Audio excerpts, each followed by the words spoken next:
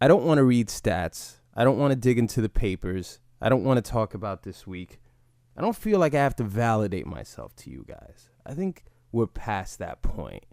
I think we can both agree, along with the fact that it's a holiday and happy Thanksgiving.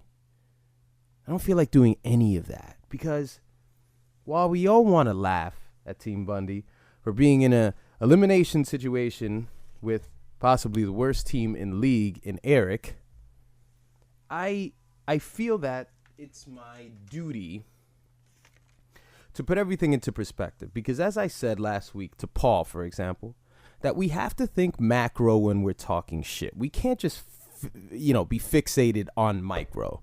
We can't just say, that's my record, that's your record, I might win the championship. You're not going to win the championship. Oh, yeah? Then why do I have a 20-pound fucking belt just sitting in my closet? Huh? Why is that thing sitting in my fucking closet and not sitting in yours? We have to put things into perspective, okay?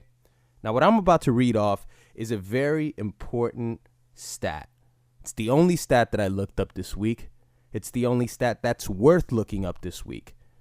And the reason why it's the only one that's worth looking up this week is because I understand the possibilities of what could happen. I understand that I could lose, and if I lose, I'm mathematically out of it. But I can also win. And if I win, you know what you're up against if I face Orlando next week to get into the playoffs. And it's very likely that that may happen because Eric is horrible, and so is Andy. That's a game that I lost, not a game that you won, Andy. So the stat that I'm about to read off is extremely important because, again, we're talking macro. And we're not talking about championships because we don't have to do that. We're not talking about playoffs because we don't have to do that either. What we're going to talk about is regular season victories. The top winningest teams of all time are as follows. The top three, the only three worth mentioning. At number 3, Pedro, 59 wins. At number 2, Orlando, 68 wins. At number 1, Bundy with 69. That's right. Just one game separates Orlando and I from the top winningest regular season teams of all time. I have 4 wins this year.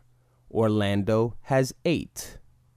So, in the middle of your turkey, in the middle of your potato salad, in the middle of your stuffing and your cranberry and whatever the fuck it is that you guys eat, in the middle of your pernil, I want you guys to think about me in the middle of your meal when you're watching your football games and you're enjoying your times with your families.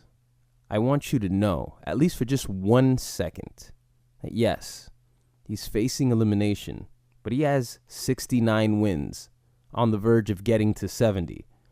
And some of us haven't even made it past 50.